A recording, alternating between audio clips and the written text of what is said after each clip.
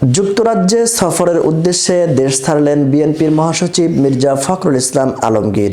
শনিবার সকাল ৮টা ২০ মিনিটের দিকে বাংলাদেশ বিমানের একটি ফ্লাইটে সস্ত্রীক ঢাকা ত্যাগ করেন তিনি।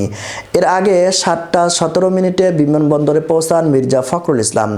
বিষয়টি নিশ্চিত করেছেন বিএনপির মিডিয়া সেলের সদস্য খায়রুল কবির।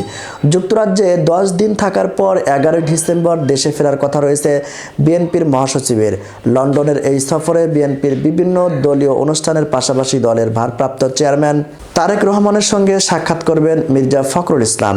দেশের চলমান পরিস্থিতি, অন্তর্বর্তী সরকারের সংস্কারের অগ্রগতি, আগামী নির্বাচন সহ বেশ কিছু গুরুত্বপূর্ণ বিষয়ে আলোচনা হবে বিএনপির এই দুই শীর্ষ নেতার মধ্যে। জানা গেছে, মহাসচিবের এই সফরের পরেই চিকিৎসার জন্য যুক্তরাজ্যে যাবেন বিএনপির চেয়ারপারসন বেগম খালেদা জিয়া।